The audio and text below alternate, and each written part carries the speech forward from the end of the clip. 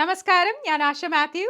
US Weekly Roundup powered by PHG Group of Companies-ന്റെ ഏറ്റവും പുതിയ എപ്പിസോഡിലേക്ക് എല്ലാ മാന്യ പ്രേക്ഷകർക്കും സ്വാഗതം. ഇനി US Weekly Roundup powered by PHG Group of Companies-ൽ Life and Health. Hello everyone, my name is Dr. Vadakara and welcome to another segment of Life and Health. In today's segment, we are going to discuss about a neurodegenerative disorder called as Parkinson's disorder. To discuss this topic, we have Dr. Sachin Kapoor. He is a board-certified neurologist and he completed his fellowship in Parkinson's and movement disorder. It is my pleasure to welcome Dr. Sachin Kapoor for today's Life and Health segment. Doctor, welcome. Thank you very much for having me. Doctor, let's start our discussion with understanding what is Parkinson's disease. Sure. So Parkinson's disease, as you mentioned earlier, is a neurodegenerative disease where you're losing these brain cells deep in the brain that produce dopamine. And once you lose a certain percentage of those dopamine cells, you start to slow down. So it's really that slowness of the disease that defines the disease. So who is commonly affected in this disorder? So it's typically going to be the elderly, typically going to be in the mid-60s. It affects males about twice as often as it affects females, but that's the typical population. Okay. So what are some of the signs and symptoms that somebody should be looking for if they are feeling that they are having a Parkinson's disorder? So most people know about the shaking or the tremor of Parkinson's disease, but you can actually have Parkinson's disease without any shaking at all. It's typically the slowness and the stiffness of the disease that really defines it. So someone who's it's harder to get out of a chair. When they're walking, they're taking smaller steps. When they walk, they're swinging one arm less than the other. They may notice some difficulties with fine motor movements, like it's harder to button a shirt. So slowness and stiffness and plus or minus shaking of a hand when you're relaxing and resting and not doing anything, rather than a shaking when you're reaching for something or bringing it to your mouth. Okay. So when somebody comes to your office, what kind of test you will be performing to confirm that they are having a Parkinson's disorder? So typically it's taking a detailed history about how the symptoms presented, in what order they presented, what was the timeline, and getting more details of the history, and then doing a very focused physical exam, looking for the signs of stiffness and slowness, as well as potentially ruling out other things that can cause similar symptoms. Okay, then how do we treat Parkinson's disorder? Because loss of dopamine is what's causing the symptoms of the disease, it's really typically replacing that dopamine with different types of medication. So either indirectly or directly replacing dopamine.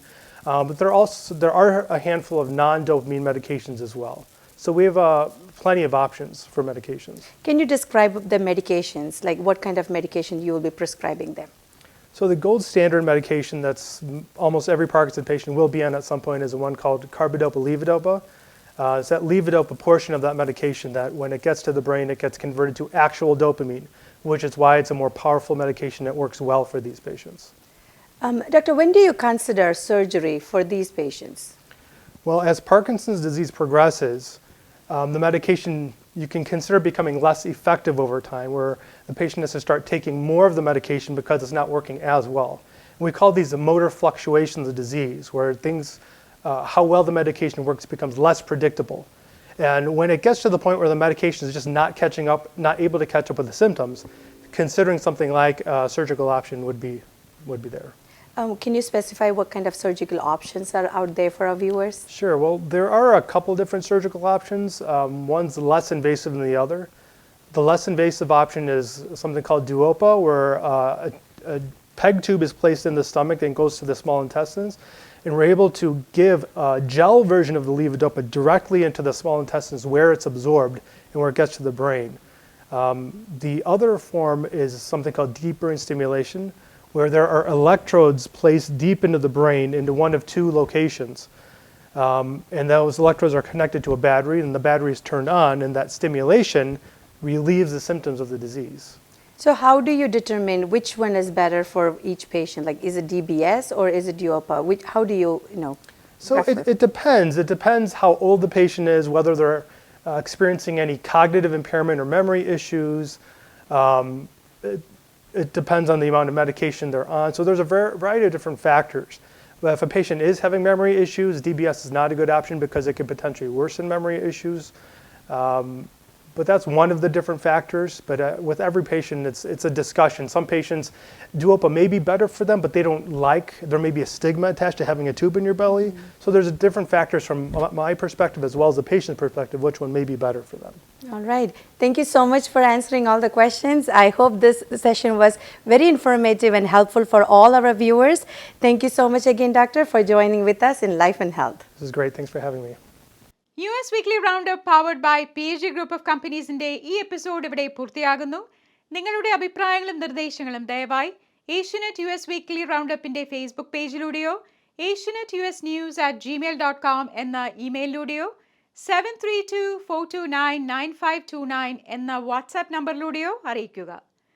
മറ്റൊരു വൈവിധ്യമാർന്ന എപ്പിസോഡുമായി വീണ്ടും കാണാം അടുത്ത ആഴ്ച. നന്ദി, നമസ്കാരം.